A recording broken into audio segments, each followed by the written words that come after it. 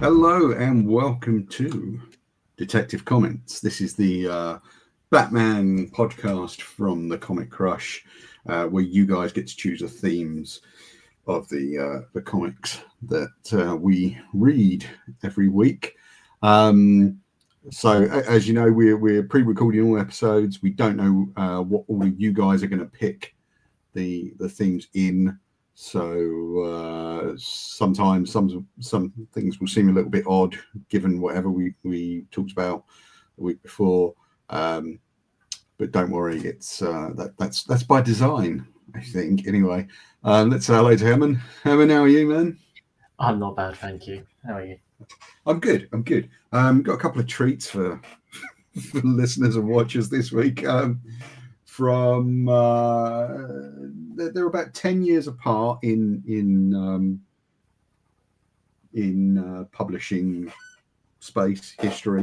One from 1980, one from 1989, and it is the Untold Legend of the Batman, which was 1980 by Len Wein, John Byrne, Jim Aparo. And the Many Deaths of the Batman, which is a 3-issue arc that ran Batman 433 to Batman 435, and that is written by Byrne, drawn by Aparo. Now, this was going to be a John Byrne double bill, we thought, but then we found out that John Byrne only did the first issue of Untold Legends of the Batman. So we've changed the title from Byrne, Batman, Byrne, which I really liked. I was happy with that, to The Men Who Made the Batman, because that is thematically correct to the content of the show. Because both of these deal with the sort of hitherto untold history of Batman. One of these was done, as I said, 1980, Untold Legend of Batman. The other was on 89, Many Deaths of Batman. And that was done for the 50th anniversary. So whilst this was running in Batman, a fantastic story called Blind Justice, written by Sam Hamm, from who wrote the Batman movie, was running in Detective Comics. I think we're due to do that as one of the episodes if it's not been on already. We've just got to find the time to record it because it's quite a long one given what it kind of pairs up with. So Untold Legend of the Batman, I'm assuming both of these were the first time reads for you. Yes, they were. They were absolutely were first time reads. And right. Do you know what? Because would have been a second time. And you know what? I was quite excited when I saw who was behind them because you know, obviously my other great love comic wise is X-Men, and both Len and John, you know. I totally forgot in sort of X-Men comics as well. Yeah. But yeah, I found this weird.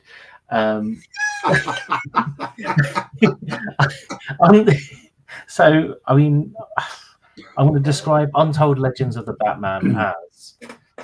I think I wrote down. Is it fair to say this is a Cliff Notes of comics covering pre-crisis continuity?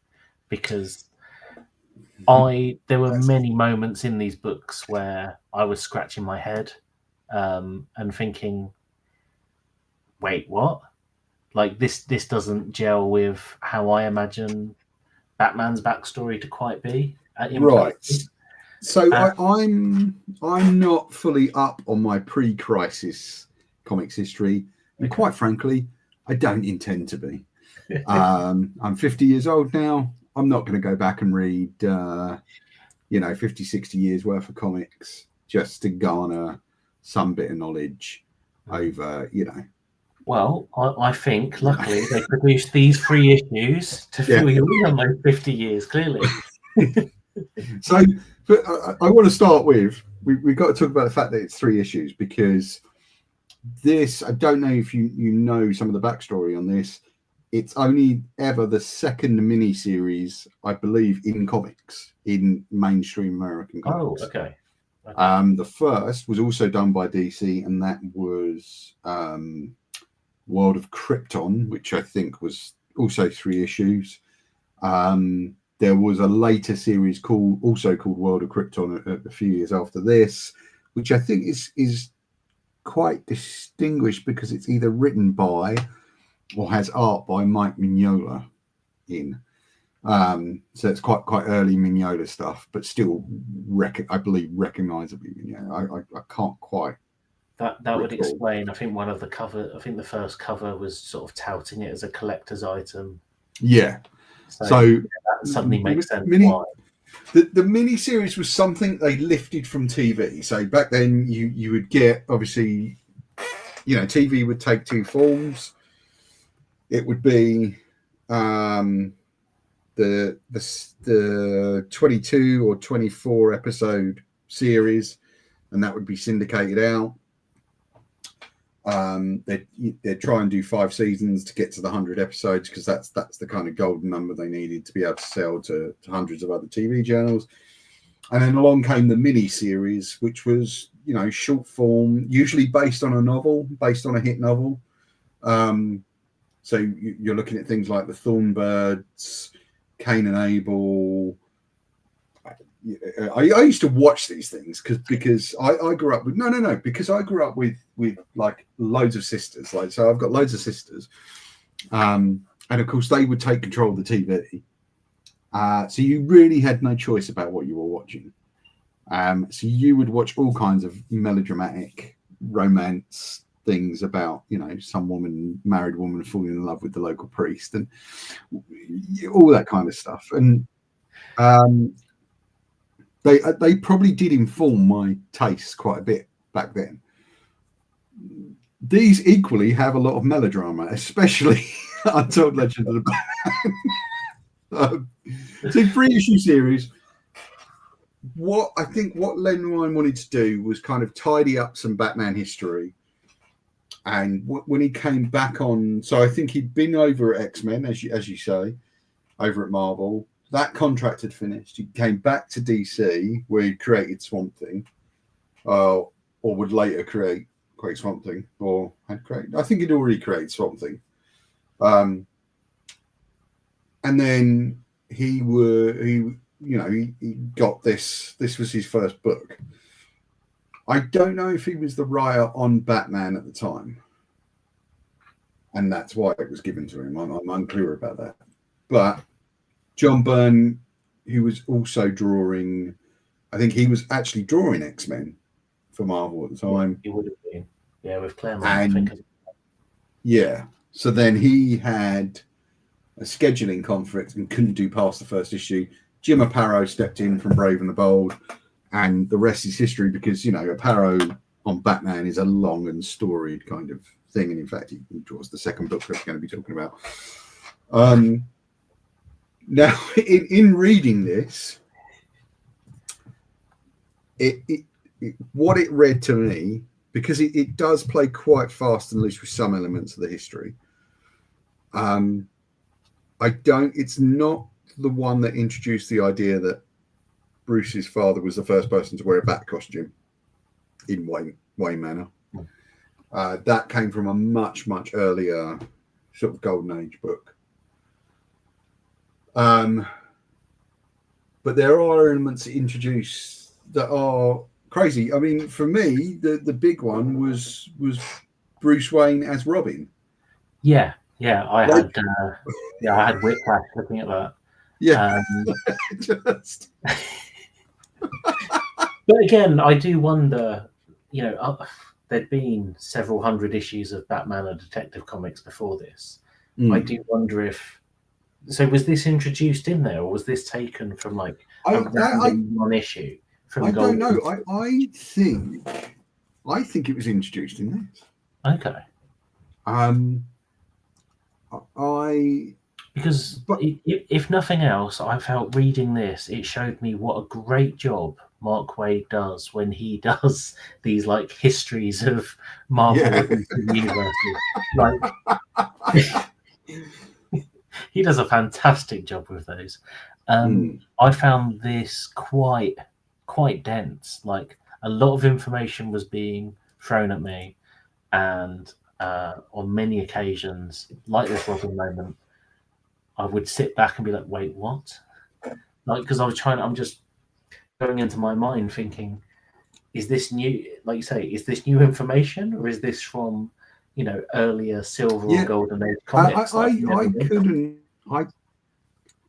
I couldn't figure it out. Like I just like they're in the volume that I've got.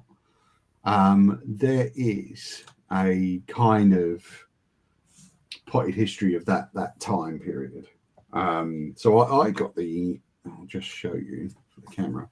So I got that one, which, sorry, my screen is mirrored at the moment, but it's the DC Heroes and Villains collection, The Untold Legend of Batman from Hachette. And these I do try and pick these up now and then. In fact, I've got two currently on order at Gosh, because they were printing stuff that wasn't being printed elsewhere, as a lot of these things do. And they do contain some quite good notes and background history on the book, plus other stories. This has got like 3 or 4 stories in. So I don't know if that idea of him being Robin was introduced here, but it's certainly. Do you know what this felt like to me?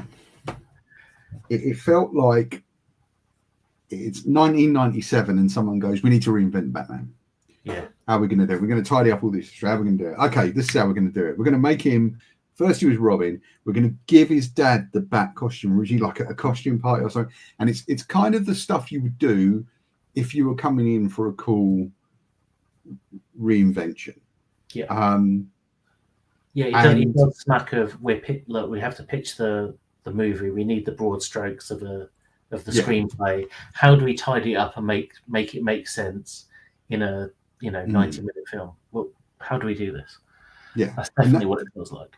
That is exactly what it feels like. And the story it gets kicked off actually in a not entirely dissimilar kind of way to the way The Many Deaths of the Batman kind of plays out. So Bruce receives his father's old bat costume, or they find it in the cave torn to pieces. And this kind of starts to send him on this spiral of, I don't know what you'd call it, self-analysis, self-pity. I mean, I think I'm sighing a lot. I think of all the Bat books we've read, I think I've cared for this one the least. That said, there are fascinating things, and I think I care for it the least just because there's so much in there that I ended up just like squinting and Googling, thinking, what? Have I remembered something wrong? But there are lots of things in here, and it is the main theme of this episode, in fairness, that I do like. And I guess without stuff like this, I think the nucleus of like Grant Morrison's run doesn't exist, because it's got Batman kind of going a bit mad because of all the things that have happened to him in the old days. So there are lots of great ideas that do build into the mythology of Batman here. So I'm glad I've read it from that point of view. But from an actual reading experience, I didn't love it. No, it's not. I mean, obviously, given the age that you are and the age that I am, you're a good. I think you've got a good decade of youth on me. But we're probably used to a slightly different style in terms of writing. So this is somewhere between that very simplistic Silver Age kind of style of writing, Silver and Golden Age style of writing, and the modern age where they started leaning into the art a bit more. You can definitely see in some of the panels them kind of leaning into almost letting the art tell the story, but you've still got tons of these. I mean, obviously, thought bubbles are now an anachronism. Like, you do not see them in comics anymore. and it, as you said, very dense. There's a ton of words in this. Yeah. Which I think now, if you did it, would be played out just a little differently. There's only one person writing comics today that would put this much text on a page. Chris Claremont. I was going to say Bendis, but yeah, of course, Claremont as well. Bendis, Claremont and Bendis definitely. And I love those guys, but they are probably the only people in the modern comics that would put this much text on a page. So you're right in that things have changed, like how we. Because I think a modern comic, even if I'm slowing down to take in the art, I'll probably burn through that in 10 minutes max. Yeah. Just the pace of them is just so much different to these. But I do admire the kind of swings and misses. I think they're only misses for me, but I do like the idea of, maybe Bruce was inspired by his father dressing up as this masquerade ball, but then that bizarrely, like the death in Crime Alley wasn't this weird accident. It's as a result of this masquerade ball, of him dressing as Batman and foiling a crime. And again, that's an interesting thread. Yeah. But that feels very much like retcon. Like this is a major. We're really going to change the way you think about Batman. You know what I mean? And it's that sort of stuff. And I definitely think the fact that me seeing this and just sort of, what is this, 40 years later after it's written, and me having like a visceral reaction of, well, that didn't happen. Yeah. This shows there's so many moments in this comic where I had that exact reaction of, well, that didn't happen. Which, I just need to get over. But I think it shows it's interesting how sort of what does and doesn't stick in canon. So there's lots of interesting ideas like that. And I think the only real idea that I think I can see still in comics today, in Batman comics, is that idea of him learning from other people. And in this instance, it's the detective, Harvey Harris, who teaches him. I did look at the page, and it details a lot, but it seems to be mainly boxing and looking at fingerprints. From what that's masterful the only skills you'll need to become the Batman. And I don't know if just fingerprint technology was just misunderstood in the 80s, but I think there's more to it than just staring at fingerprints. But anyway, yeah. Well, like one of the things is like the Harvey Harris actually comes back later, so he is a character who pops up. There's an annual, I believe, where Bruce has to go to his funeral, and within that story, he flashes back to like when they met. So he is like one of those characters like Slam Bradley that keeps getting kind of reinvented and rejigged slightly. And that pops up from time to time. And he's always a detective, and he's always someone that Bruce learns from. The Batman costume, as I said, that was like a Golden Age storyline or Silver Age storyline that's been kind of rejigged here. Yeah, I think I Googled that one. It was Detective Comics 235, apparently. Yeah. Oh, so that's probably Silver Age, I think. What year does it say? Oh, I don't have that info, but I can tell you, I think the cover, I didn't read it, but the cover was, I'm pretty sure it was a projection. Batman showing Robin, look, this was the first Batman. That's interesting. Yeah. I mean, the things that I couldn't really abide were Bruce being Robin. Like I couldn't. So it was 1956 for Detective Comics 235, which puts it in the Golden Age, I think, still.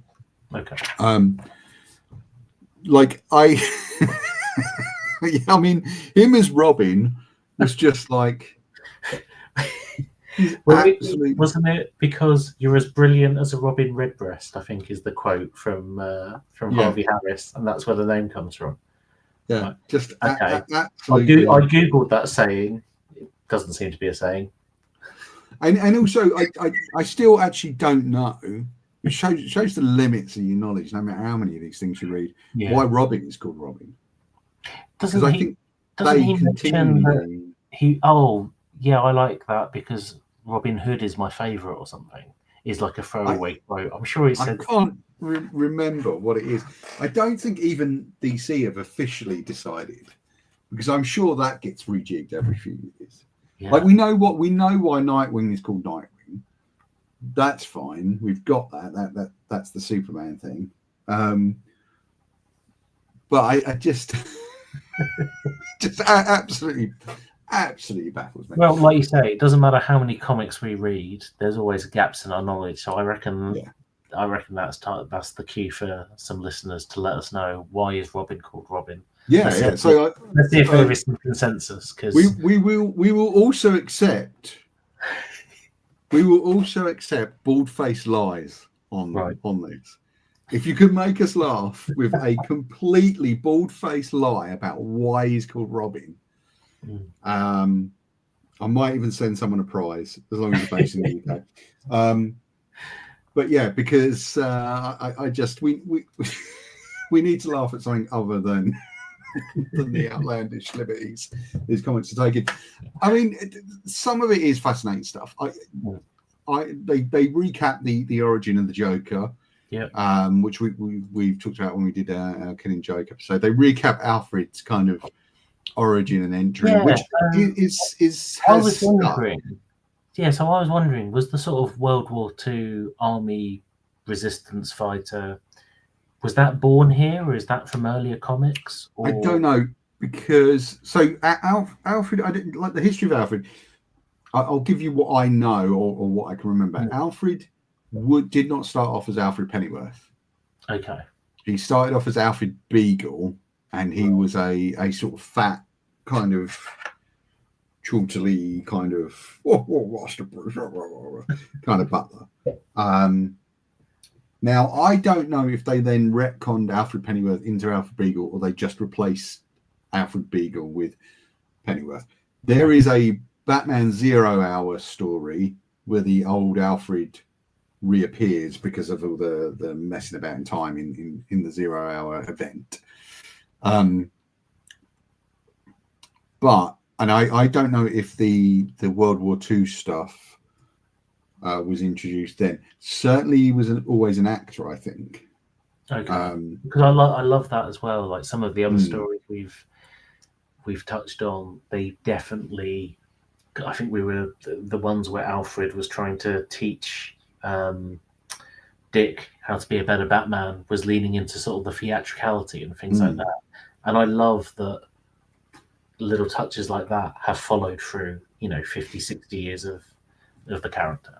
Yeah, and I love the idea of him being in World War II, which is something they've kind of kept with various sort of kind of screen iterations of Batman. But obviously they have to keep changing the wars. And now I just realised it's really tough to get a character who's in World War II if you're doing a modern story, because they'd all be, dead. Yeah, I guess or on the way out. To the longevity of these characters, that wouldn't have been a concern of linking Magneto inextricably to the Holocaust, or like you say, Pennyworth to World War II, the Punisher to Vietnam. Like that just becomes more and more ludicrous to think of him as a Vietnam vet 50 years on. Yeah, because even he would have been aged out by now. And I think back when Ennis was doing it, certainly yes, but not now. It's very difficult. Well, because even he was playing with the sort of old man Punisher, essentially, wasn't he? Yeah. And even now, when you look at things like Lethal Weapon, where Riggs is a Vietnam vet, and even though he went into that war quite young as a character, by now like, because you again, like we talked about this before, where you read comics in a kind of weird space-time thing where every story is happening right now in your head, and I think you watch films in the same way, and that's why I'm always surprised when I see actors on television or on chat shows or in real life, and they look nothing like, because it's like, oh yeah, of course, because that thing they made was 25 years ago or 30 years ago or 40 years ago, and now they're as old as I am. So that is that kind of strange fiction space that things exist in. I don't know. I mean, but I think if this had been ported over to the modern age, like I said, to the 90s, I would have read this and thought it was the coolest fucking thing in the world. I would have been like, yeah, this is like he was actually Robin. And he got the thing from his father, and then the reason his father was shot was because of this. And then years later, I would have kind of gone, nah. No. I mean, talking of things that gave me not having that. And it might just be a gap in my knowledge. And it's from the panels you're showing, actually. The whole so Alfred wasn't the butler at the time of the Wayne's death. No. So he comes in. So I always imagined that he was always the sort of de facto guardian. Have I just got that from film adaptations? This, in all the versions I've read, or in a couple of the versions that I've read, it's his father on his deathbed basically says, you need to come and do this job. Okay. It's just like, no, I've got a really good acting career. That's like my father on his deathbed telling me that, look, son, I know that you are useless with your hands, but you need to become a mechanic. You need to take up the family job. It's like, no, I'm not doing that. I'm mental. And the fact that he says, yeah, okay. And it's not even like a guaranteed job. That's my favourite bit. And I think that's my favourite bit of the Alfred characterisation. He's not even promised that there is a job. He's told, well, I used to enjoy working for the Wayne, so go and work for them. Yes, father, I swear. He goes to America and just turns up at the Wayne house and says, no work visa. No visa, immigration, just tells them, I'm your new butler. And even though Bruce is like, no, I don't need a butler. He's like, nonsense, dinner will be at 7. And I just love that kind of, that rang true to me of the character of Alfred, of it doesn't matter what Master Bruce actually says. It doesn't matter that he is in charge. Alfred will do what he wants. And also, he always becomes like if you want to be like Werther and interpret their relationship as a sort of gay relationship, Batman and Robin, he kind of acts like a little cock block to them. but we've always been alone in the house. Not anymore, sunshine. Touching on that awkward interpretation, there is a moment in the Robin origins of this where I think a judge says, well, we can't let you adopt the boy because you're a bachelor, but you can be his guardian because like his relatives have agreed to it. And it's like, okay, I mean, I don't know, that probably wouldn't fly today, no matter how rich you are. No. But I wonder how much of that leans into like all of the hell they went through trying to sort of disassociate those comments. And of course, later on, he does actually adopt him, as he does all the Robins, with the exception of Stephanie Brown and of course Carrie Kelly in the future. But he does adopt Dick Grayson and Jason Todd and Tim Drake, I believe. I just This was absolutely my favourite. Yeah, I spent a long time because it's so dramatic. Take your pick. Any of these could have done it. And I was going through and saying, "Yep, I know all these villains. Even the Moth guy. I'm familiar with him." But I'm going to be honest. Who the hell is Gentleman Ghost? Gentleman Ghost. That felt like a deep cut. I wasn't. Yeah. Well, Gentleman Ghost is a Golden Age or Silver Age character who does actually pop up in the Modern Age. And I can't remember if he's in Morrison's run at some point.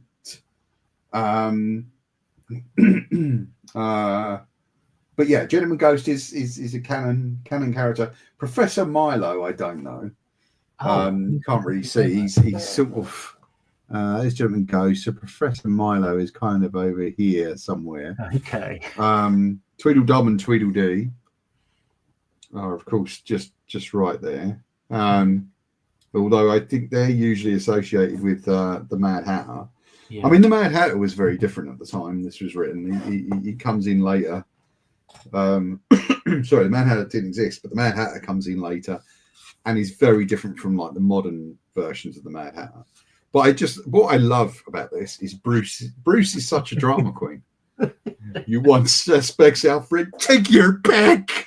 I love that he's got all these Polaroids of these villains as well. Yeah. They're specifically Polaroids looking at it now. Yeah. But the Catwoman one I understand, but the rest, that's you're busted, Joker. Now, if you could just stand over here in this light, say cheese. There was also I've got to talk about my favourite part of this book though, which was like the whole. So Joe Chill wasn't, quite as random a murder as one suspects. No. And he tracks Joe Chill down, and he says, "I know you killed the Waynes." And this guy, and Joe's like, "How do you know that?"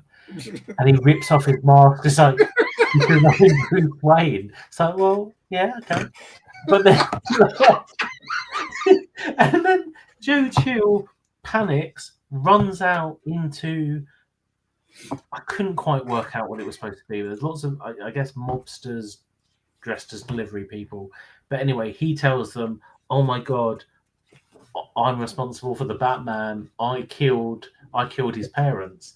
And I love the reaction of these mobsters. They immediately just gun him to death because they think, in just anger, that the Batman. And then there's this second of realization, like, oh wait, we didn't find out who the Batman is. You idiots. He kind of felt like he'd written himself into a corner and the pages had already been written.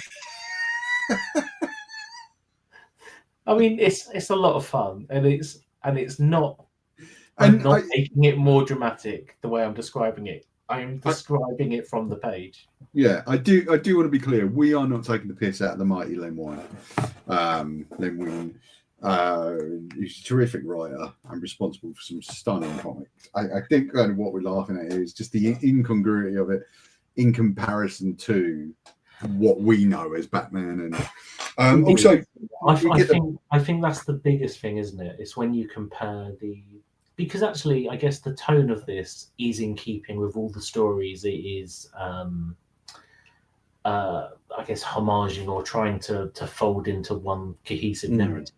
I think, as you were saying at the beginning, when you compare, if I compare it to the latest issue of Absolute Batman I read last week, it's a complete world of difference, like just tone and structure. And it's amazing. And I love going back to see how much has changed.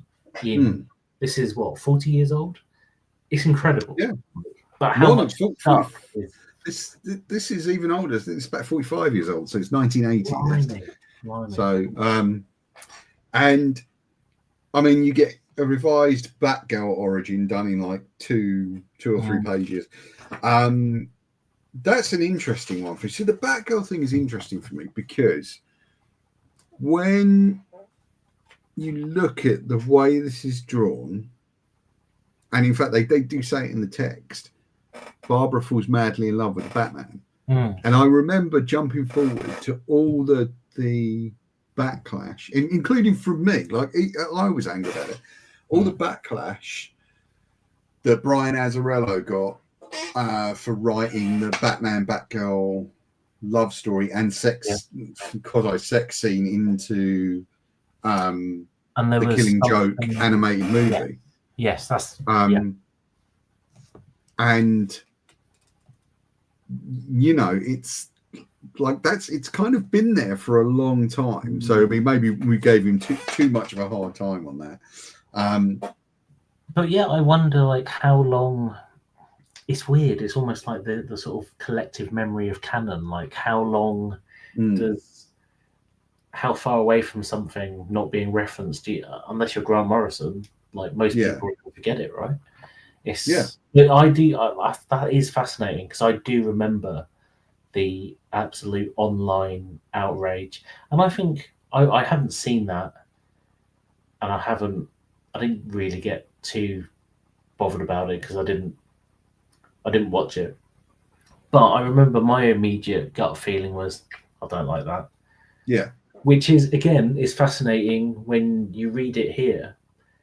It is very matter of fact, and the way I read it was everything here has been taken or adapted from earlier stories. And also, you're dealing with the fact that, which I always forget, I think in some versions, Commissioner Gordon knows that Barbara was Batgirl.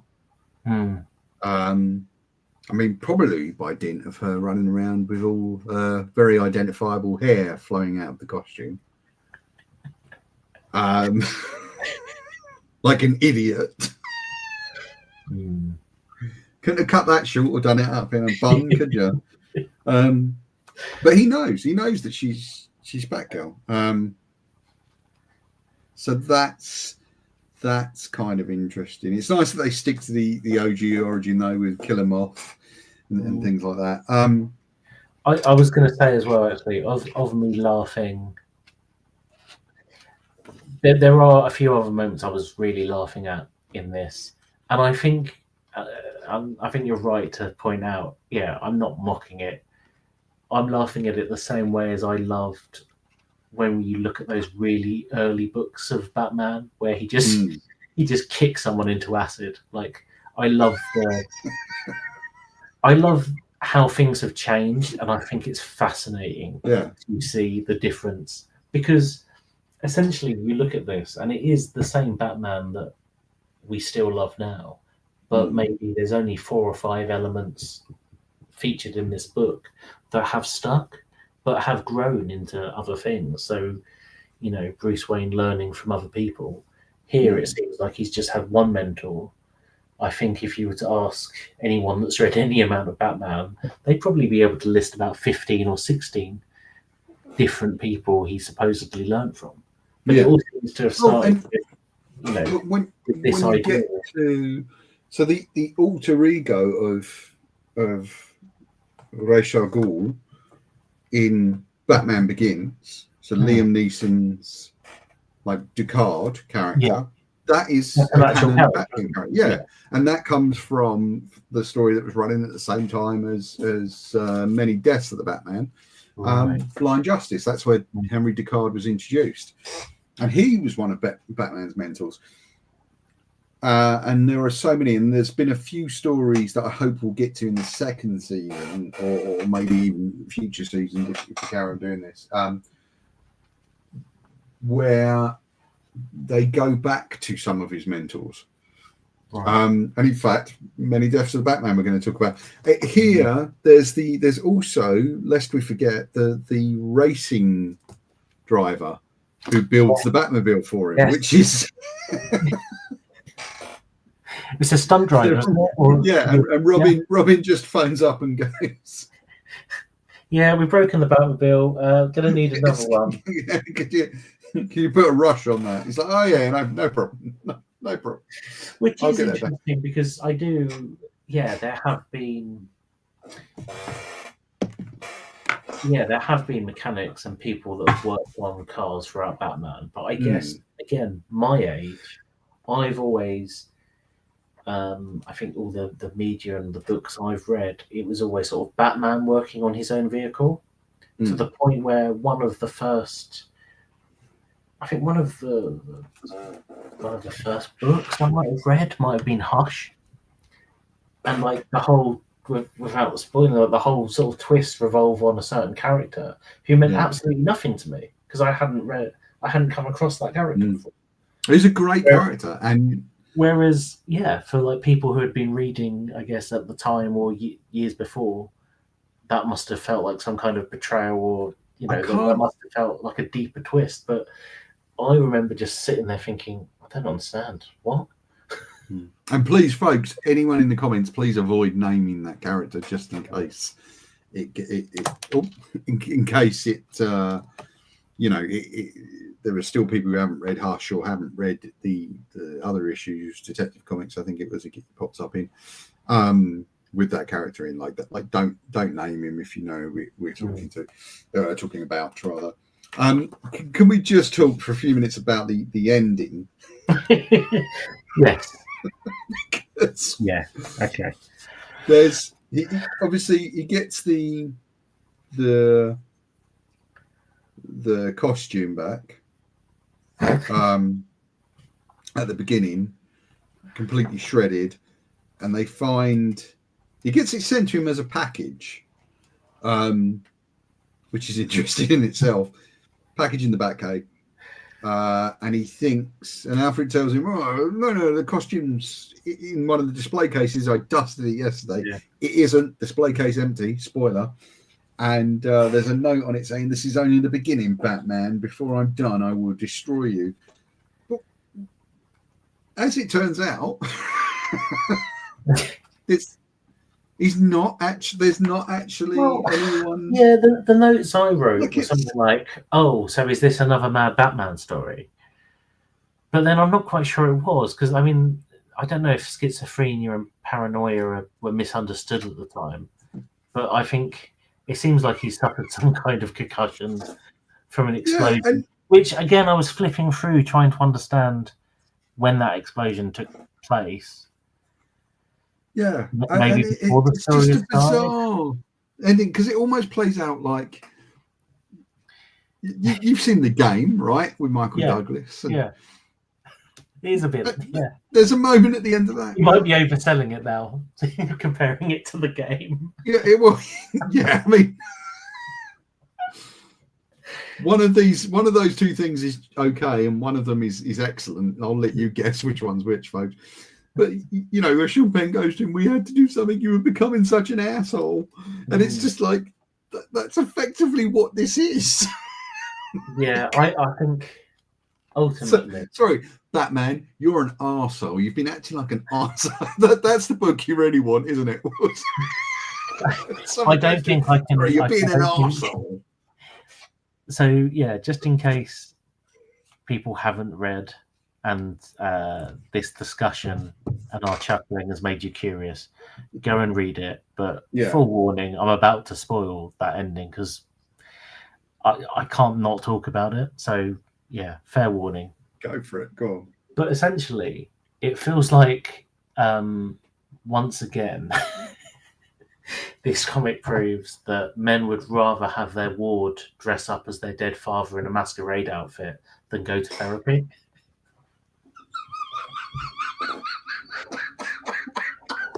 Like, it's a tailor's all the time, isn't it? Like, there's that scene for you there, folks. I mean, he clearly just needed to sit down with like a hot psychiatrist to solve Bruce, because that's how he solves things. I wasn't expecting the sort of the Mad Batman ending. I'm not sure what I was expecting, but yeah, it was certainly something. It was certainly something that I read. I can say that. It's different. I mean, like I think it's interesting as a historical piece. Oh yeah, From it's the a time history of capsule. Batman comics. Yeah, And in fact, sorry, yeah. go on. I was going to say, like, I think I've said it a few times, but I do find it absolutely fascinating to see what has stuck and what hasn't from when you go through and you look at all these things. And I reckon there will be a day at some point where I will pick up a new issue of Batman and it will reference some piece that maybe hadn't stuck before from this. Yeah. And I'll be able to have that. Well, actually, in Yeah. the Untold Legend of the Batman, I think you'll find that this has been established. I can be that guy finally. So Well, I'm glad from that point of view. well, actually, are the two words that every comics reader longs to say to someone, usually in public, in a comic shop. I've had it said to me by working in comic shops. I've had it said to me once or twice from well, actually, I think you'll find and it always used to be a glorious moment when it was said to you because you knew you'd broken some ridiculous cardinal rule that someone had set down for themselves in comics. Do you know what? For the episode where people send in questions, maybe we have a well actually corner and they can send us all the well actually moment. Yeah, that'd be great. So when you hit your comments, folks, if you want it to be a well actually moment, do put well actually at the beginning, and we'll put it into one of the replies videos. Which I think, I don't know how many we're going to end up doing of those. I think I was hoping it will be 3, but it might be 2, depending on how many more of these we do. Because depends how much we got wrong, clearly. Yeah, and how much we were wrong. We are, we're recording these completely out of order, and in the real world, the real time frame, we're now approaching the end of our recording sessions. But this could come at any stage. So Untold Legends of Batman is not, I'm not sure how available it is really for people. You nearly will always find it in a good back issue store or online. I don't have it currently. I think I sold mine ages ago because I got this book. So I don't currently have one in the store, I think, unfortunately. But there are loads of comics in the Batman store on the Comic Crush. And I definitely think you should be checking those out because there's some real gems. Speaking of real gems. Sorry, Hemen, was there anything else you wanted to say about Untold Legends? I feel like I could speak for hours, but I'm happy to move on. I'll be honest. I don't think I've got anything constructive left. There's nothing left in the tank for this book. So now we're going to talk about. I actually really like this one. So spoiler, I really like this one. Many Deaths of the Batman. So this was a John Byrne penned, Jim Aparo drawn 3-parter that was produced in time for both the movie and the 50th anniversary. So that all kind of crashed together all at once. And it was a glorious time. It was a glorious time. You had that movie coming out. They poured a massive amount of effort into getting comics out there. I think Legends of the Dark Knight was just about to start. Killing Joke had just come out a year or so before. The Cult had just come out a year or two before. This was out there.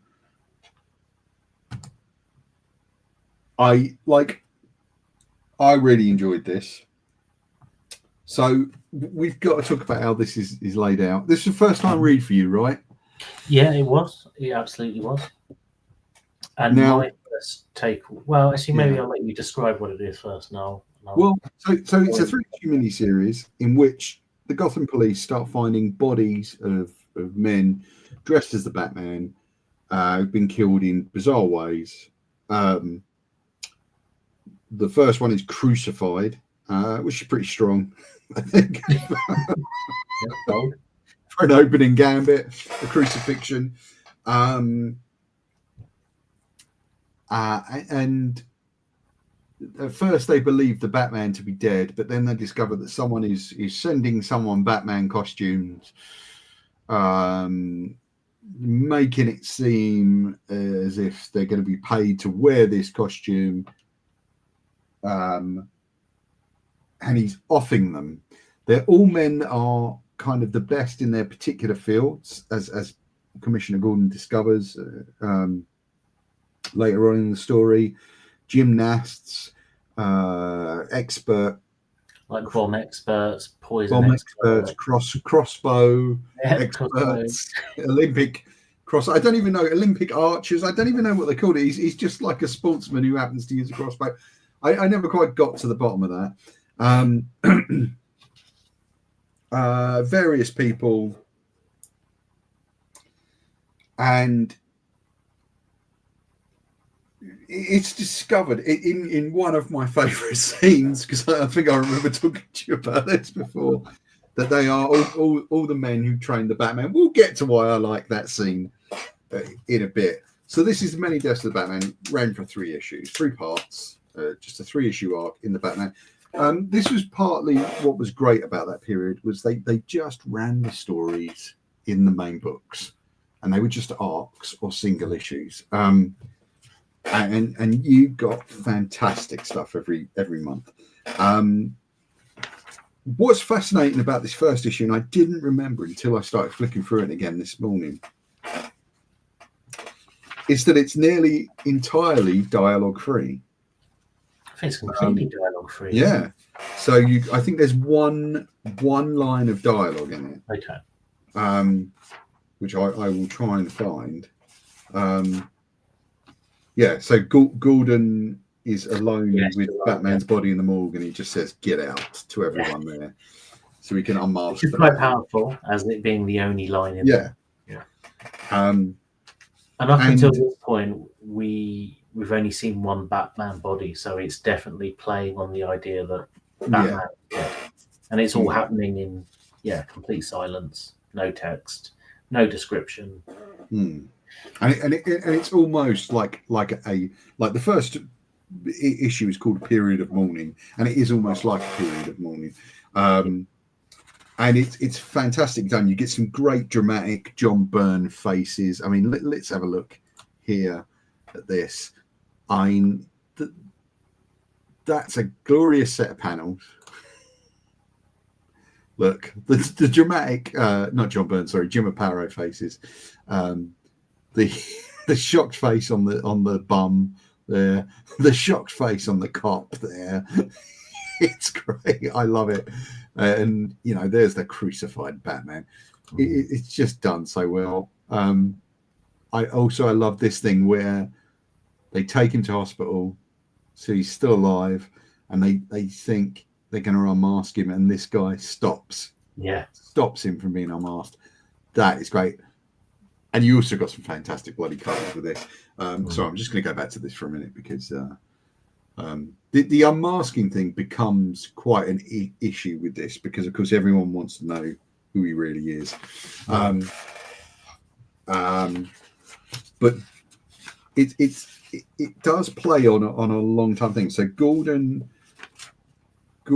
unmasks Batman while he's alone, but later he's convinced that it isn't Batman. Yeah. Because there's always been a thing, and it plays out a lot in Batman of this period. And in fact, there's one moment in sorry to keep going back to it, but in Blind Justice, where the cops have busted this gang or something, and Gordon's with a detective in the back of one of the squad cars, and he says, "Look," and Batman's missing, right? And he says, "Look, when word gets around that we've done this bust, I want I want you to make sure it's known that Batman did the legwork. And he's like, what? And he's just like, yeah. I want people to know that he's still out there. But Gordon, the inference is that Gordon really knows who Batman is, but out of respect does not do anything about it. I love the fact that there's a national convention of police commissioners that Gordon's at.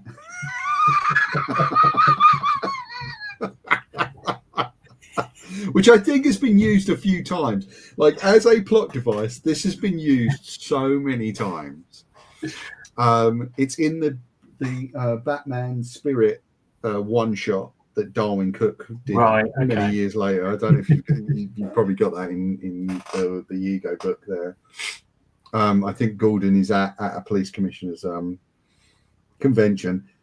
I'm sure there's some other stories like where Gordon gets kidnapped whilst at a police commissioner's convention.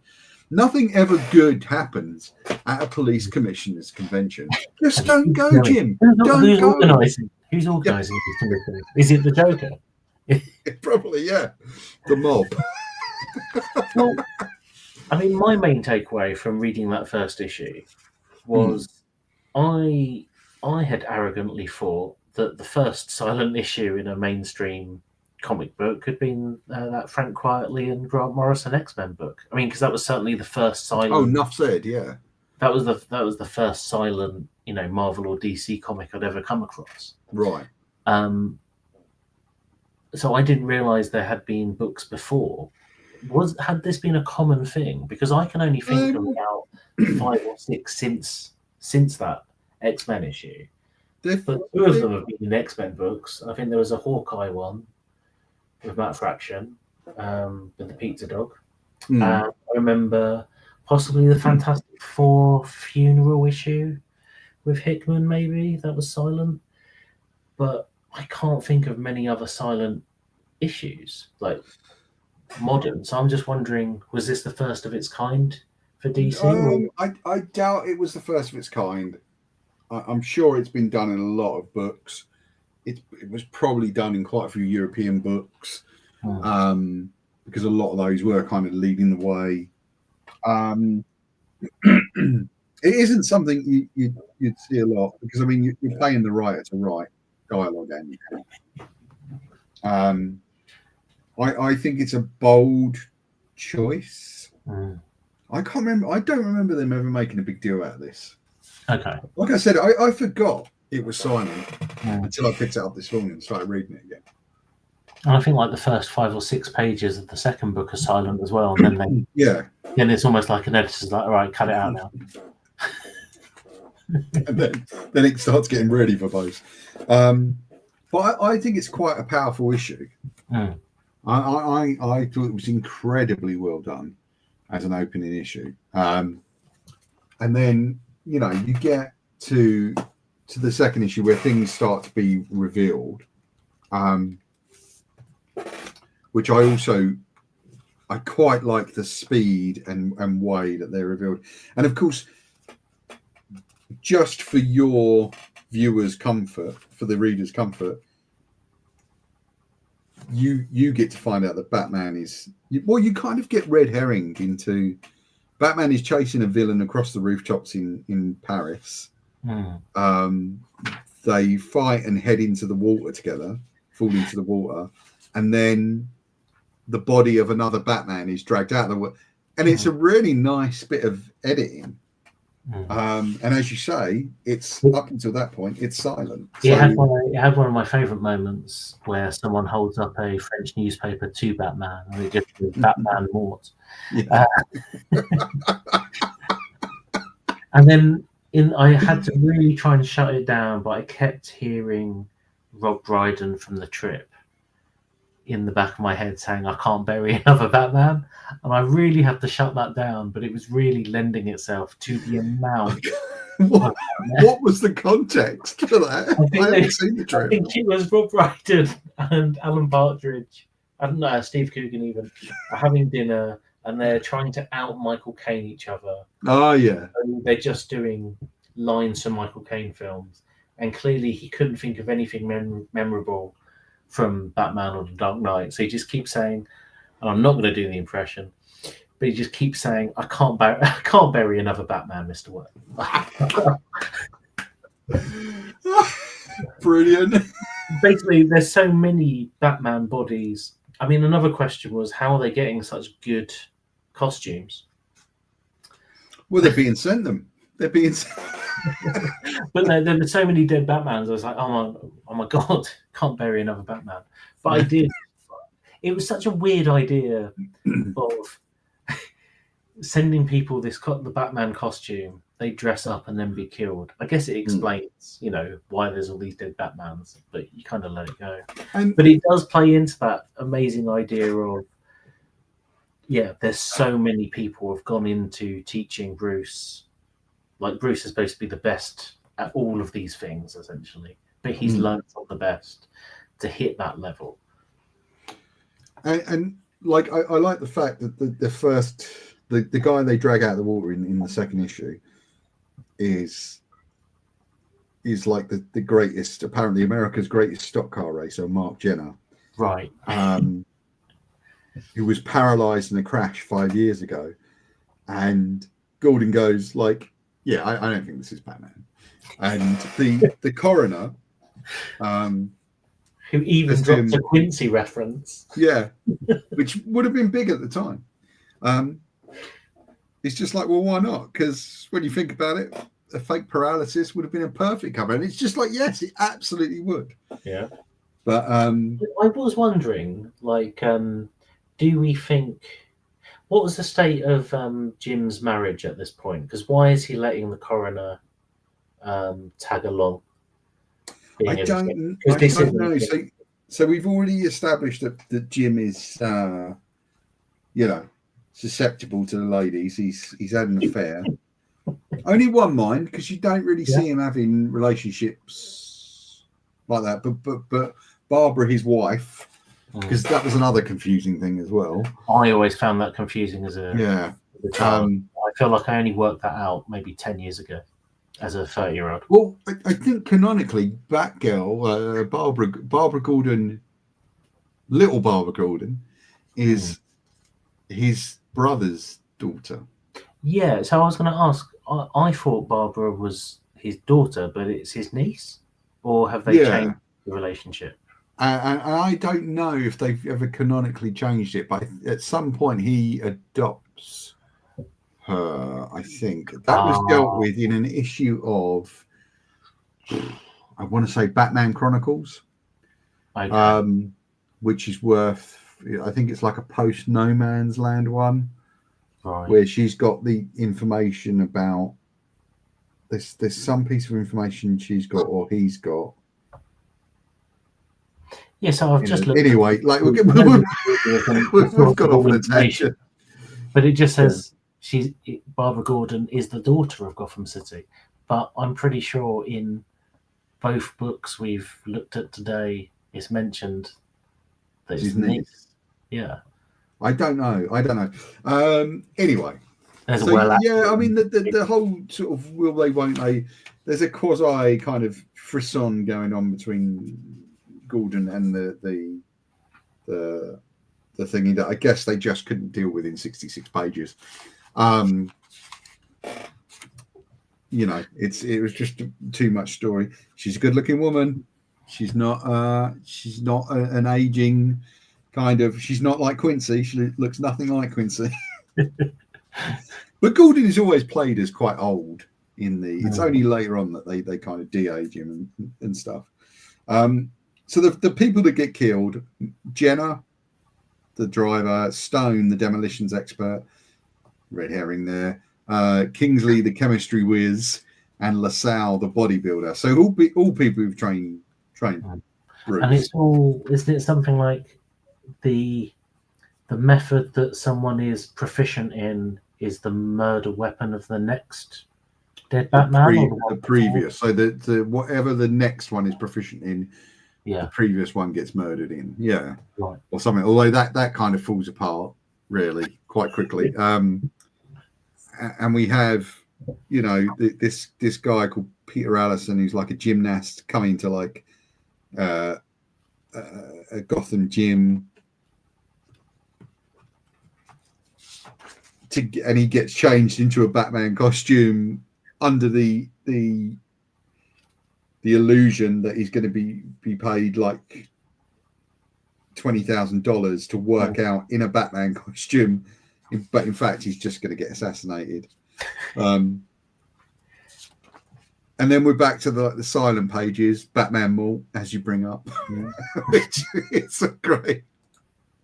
Batman Mall. I think it's in the first issue. I like the reaction because I think that the French newspaper is a throwback to. There's a Gotham City newspaper where friends and foes come across it. So Alfred sees it, panics. I think that's beautiful. His first instinct is he runs to the Batcave, but we don't actually see what Alfred finds down there. No, I think it was Dick just sees a copy of the newspaper and starts crying in the street, which is really quite harrowing actually. Because, but the reaction of I think the Penguin and that is great. That is absolutely fantastic. I think doesn't Harvey flip a coin to decide how he's going to react? Yeah. And again, there's no text here. This is all detailed from just imagery. It's absolutely brilliant storytelling. You've got the slime ball reporter who gets the picture of the dead Batman, which weirdly enough is not the one they run on the front page. They've got a lot of dead Batmans to pick from eventually. They managed to get a lovely shot of Batman, who's helpfully leaned to the side, just so you can see the bat signal behind him in the sky. Yeah, and also, I forgot Dick is with Corianders there, Starfire. Yeah, so that's during the Teen Titans era when he was off into the Teen Titans. I love that kind of that moment where Gordon is told what's happened. It reminds me a bit of when Bush was told about 9/11. Yeah.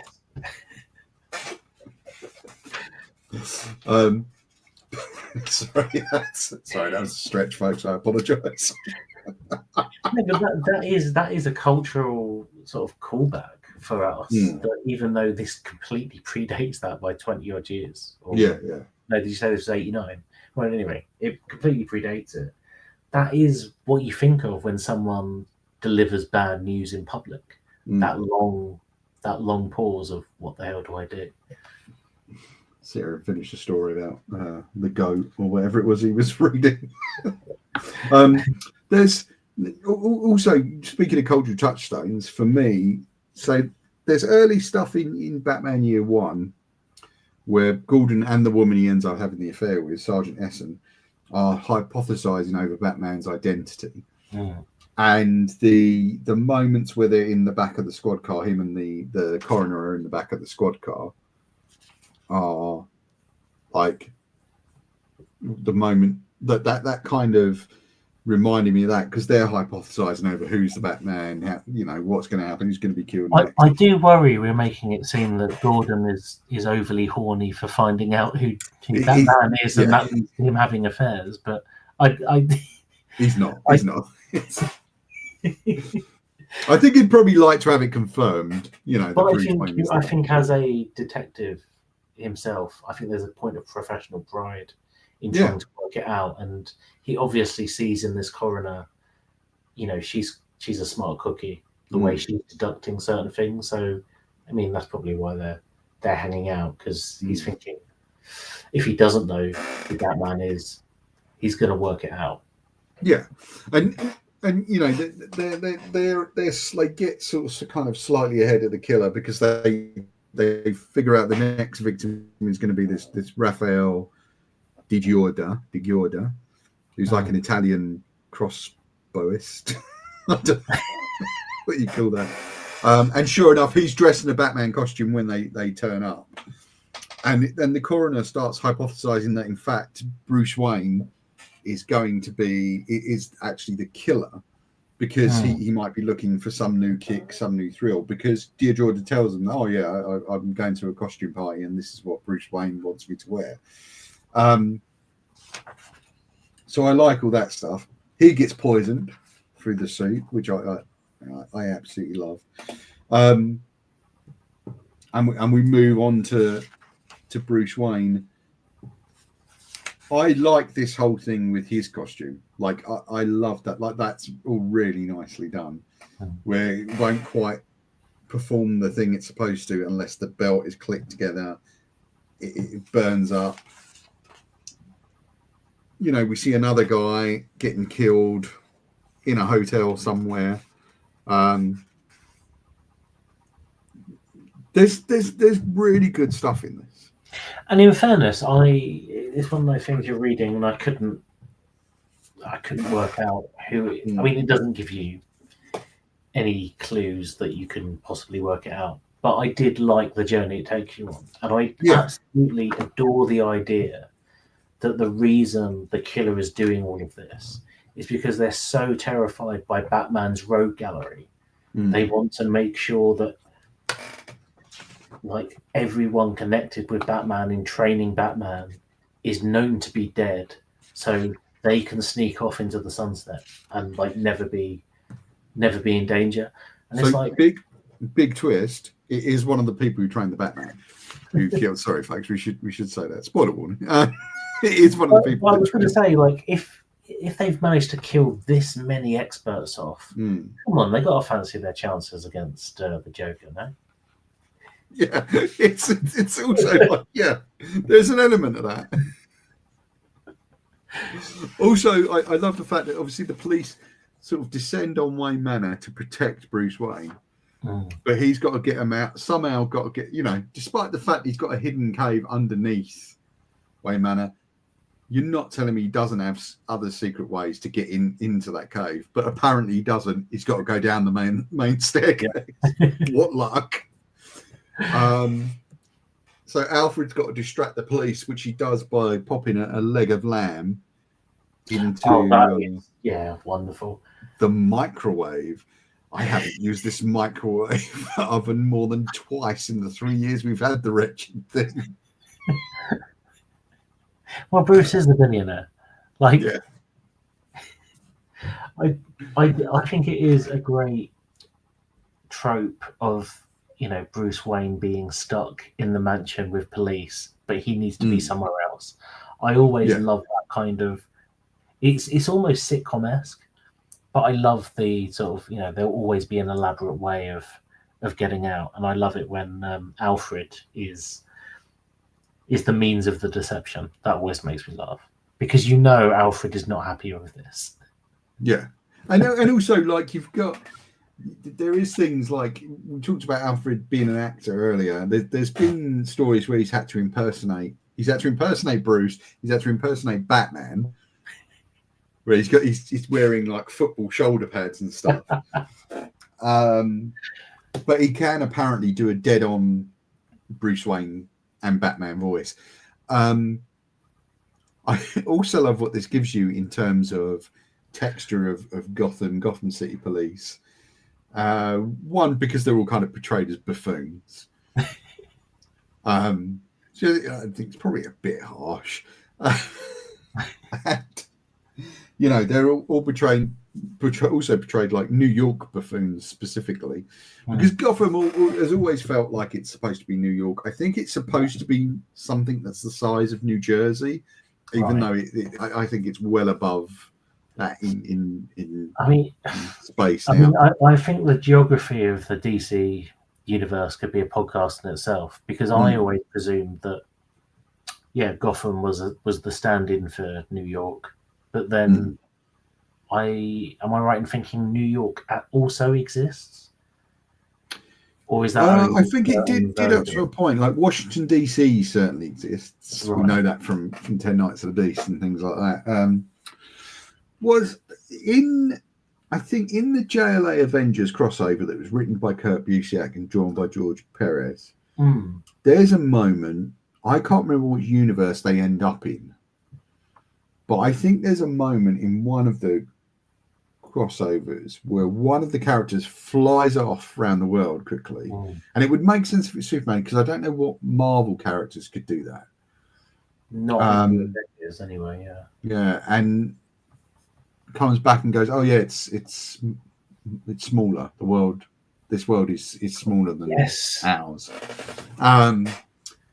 Because I think the idea is that because the Marvel universe is meant to represent the real world, and the DC universe is very distinctly its own place. But also, I love the way the cops talk in this, like the accents that come through. What you cooking? What you cooking, pal? Smells delicioso. It's just like so. Like they're just portrayed like morons. Come on, Murray. It's not like we're running off to McDonald's or something.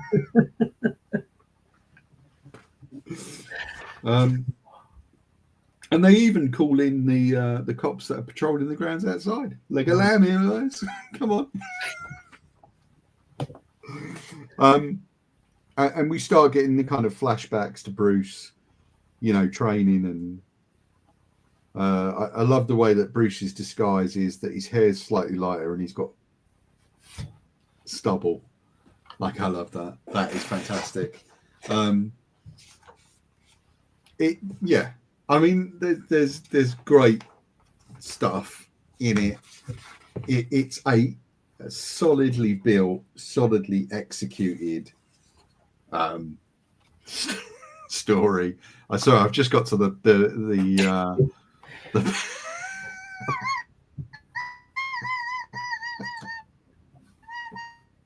I'm gonna try and bring it up.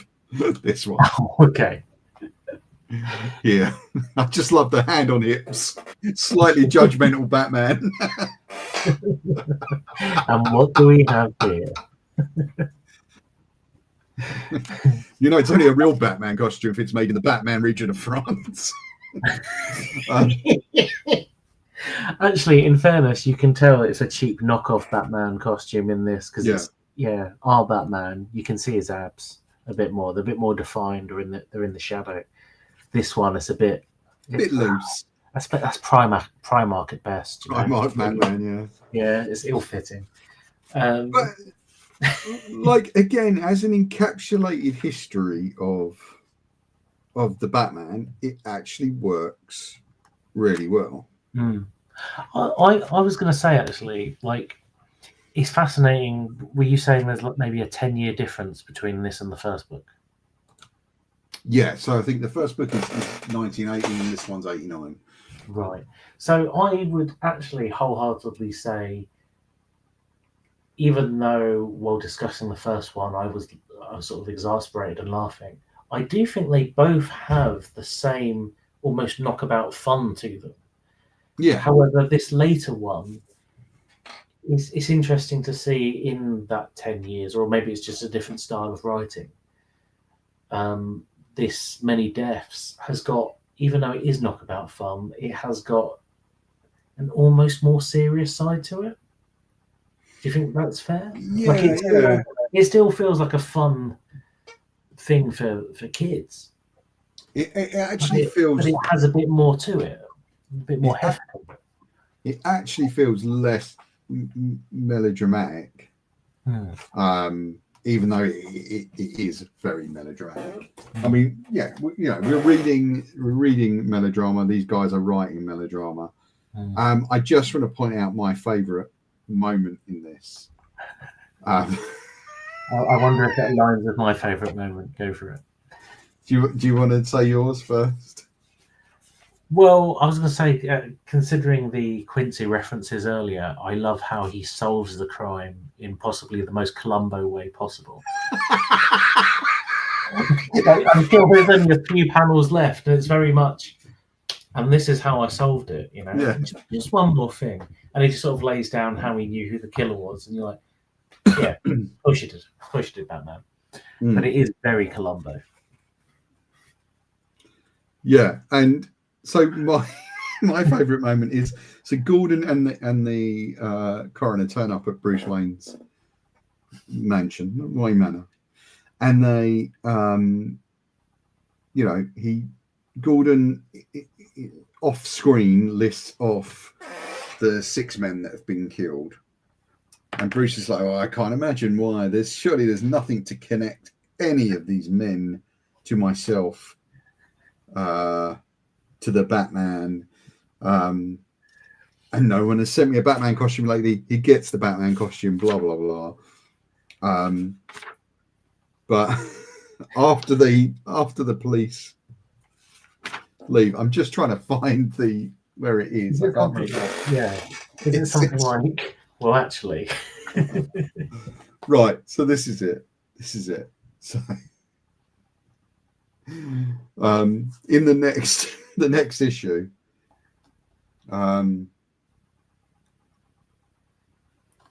Alfred says to Bruce, do I understand you to mean you don't know? Do I understand you to mean you think you know who this killer might be, sir? And he says, not who, Alfred. I'll need more data before I can make a guess at who. But I know why. I'm almost certain I know why.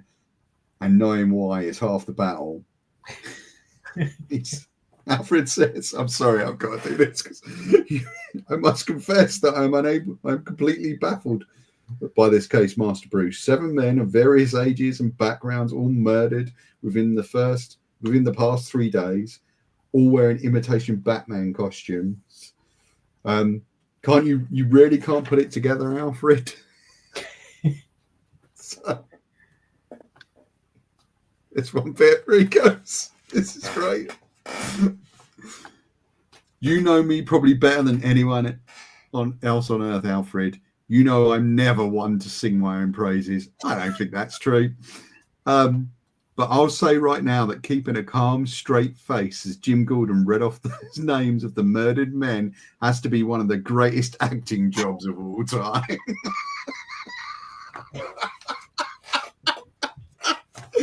I freaking love it. It's so melodramatic and so kind of... I am the man that's climbed up his own arse. There is definitely that streak in Bruce of that sort of cocky, very satisfied with himself moments that shine through, which really make me laugh.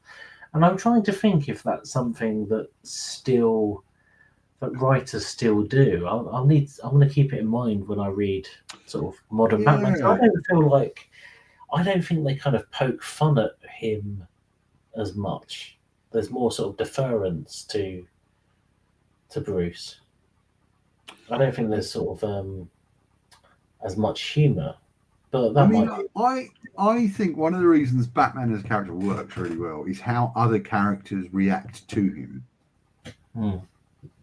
So they know he's badass. They know he could. One of my favourite moments is in the JLA run. I mean, there's loads of brilliant moments in that, but there's one in the JLA run where loads of the supervillains are breaking out of like the Supermax prison, right? And Plastic Man is there, and he morphs himself into sort of Batman silhouette. Right. So the guys are looking up and they see what they think is Batman. And one of the guys takes aim at him with a handgun. And another criminal just turns to him and went, you know he's going to come down here and make you eat that gun, don't you? And he's just like, oh yeah. It's just like, it's fucking brilliant. Because part of it is the reputation, it is the fear, it is the kind of swagger that he can put on. And I love it because of that. So yeah, I mean, there's again good stuff in both of these. I really loved this. And both the books at the time had concerned themselves with who trained the Batman, like where does all that come from? I really do hope we get to if we haven't already, in our weird timeline that we've invented for this, that we get to Blind Justice, because there's real gold in that. And it's one of my all-time favourite stories. And I've forgotten how much I enjoyed this. I do think that sort of, how writers always sort of add to the myth, you come onto the book and you add to the mythology a little bit.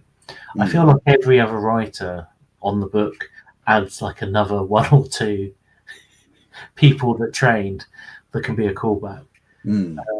to the point where there must be a huge list of people that Bruce consulted. Oh yeah, and there are, and again, there's some great issues which I'll hold back talking about just in case we do get some in for future series, where they kind of go back across that history, or it comes back for Bruce, as it were. Maybe we should make that a big part of the next season. Is like the building of the Batman. Because there is some kind of fascinating stuff in it. I think there's a thing in this where is the thing that tips the explosives guy off to the fact that the guy he taught was Batman is like a particular method that he only ever showed Bruce, right? So he knows. Although I think him sending the costume to Bruce Wayne is a red herring. Like it's meant to be like just to throw the police off the scent. It's like, oh, that's lucky. It's lucky that you sent it to that particular guy. But I guess so much of what we love in fiction relies on coincidence and just blind luck. Did you enjoy this one? I mean, I did. I enjoyed this more than just the time capsule. I enjoyed it. Right. Just as a story in its own right, it was. It was a lot of fun, and again, I do find it just fascinating, just seeing that idea of because you'll meet other people that have taught Batman. And some of them will be good, some of them will be very dodgy. And I love the idea that he didn't just learn from like stand-up people. He just learned from whoever had the specific set of skills he needed to master. I think that's fascinating. I think there is a thing that's in The Man Who Falls, which is a good story, where I think he goes off to study law and then starts training with the FBI. But leaves after like 6 months or something. There was a great line in the Untold Legend book. I don't think it was the best example, but I do love the idea of him going to university and arguing with a lecturer. And I think the line was something like, he's debating the law professor, and Bruce says, "Wait, is that justice?" And the professor just lays down to him, "No, Mr. Wayne, it's the law." Yeah. Which is which has always been a part of Batman. I mean, you see it right up into like Batman Begins. But I think that was one of the things in that Untold Legend that I really enjoyed, like little things like that. Of, I guess when you're a kid, you never stop to consider why is he dressing as a bat, and then when you're still reading Batman as an adult, you do need people to deconstruct it a little bit to try and make it make sense. And I love little moments like that, whether it be, oh, well, maybe his father had inspired him with a costume. Maybe the whole sitting in the chair, just trying to understand how do I make them scared of me, and then a bat appearing, or maybe that bat is to do with childhood trauma he's involved in. Maybe he disagrees with the law like that. I love all these other ideas that sort of build up why he is Batman, rather than just accepting, he dresses as a bat, deal with it. And also, like, it's stuff that I like the stuff they've got in Absolute Batman at the moment, where it's a combination of all of that, where he already has an obsession with bats as a child. And then when they have the terrorist incident or the criminal incident at the zoo that kills his father, they hide in the bat enclosure, and that plays out nicely. But also that it's a reaction to the madness of Gotham, which I always felt it should have been. I always felt like the supervillains and the mad, crazy, Joker, all of that should have come before Batman. And it's like, well, hold on, how am I I want to tackle this stuff. How am I going to do it? Yeah. What's going to be my guide? Yeah, I absolutely love Absolute Batman. That and Wonder Woman are probably my favorite sort of ongoing DC books at the moment. Mm. But at the same time, I also love those early Batman stories. I think some of my favourite ones are those sort of early Bat stories where he's just taking down the mob, and he's fighting normal people, and then suddenly there's a change in the air, and he's worrying that he might have inspired the insanity. Little does he know that Gotham is just crazy. Yeah. And he is part of that craziness. I love that idea. Well, I liked the stuff that isn't there. The thing in the history of Gotham where they, to avoid paying taxes, the locals hundreds of years ago pretended they were all mad. Back when it was Bat-Hamm, and they all pretend they're like mentalists, and it's just like that. That just seems to have stuck. And the kind of gangs of Gotham stuff that comes from there was a story called Gotham Underground or Gotham Underworld or something like that. That is very kind of gangs of New York history of Gotham, but brought forward to now. There's a lot of great history, and of course, one of the most interesting things about the Batman is Gotham City itself. But yeah, I've really enjoyed revisiting these two. I hope we do more in the next season of getting behind the sort of mask and the history of Bruce Wayne's training. But yeah, that's it. I'm Batmaned out for the day. I'm done. Thanks for tuning in again, folks. Wherever you're tuning in, YouTube, Apple, or Spotify. Remember, we're available on all those places. And there is a kind of slideshow on the appropriate webpage for this episode of all the images we use if you want to take a better look at those. They're the best quality I could find for, as they are every week. But the images that we use are the best quality we could find. Not always going to be 100% gold, by the way, because I hope you enjoy revisiting them. I hope it causes you to go and you go out and seek out some of the stories. They are amazing, and especially these particular stories. Our very last episode will be a ranking of the stories that we've read, our own personal kind of hit list, if you like. Hemen, anything else you want to add before we go? No, I think I can't possibly add to the legends any further. We can't make any more assumptions about who the Batman is.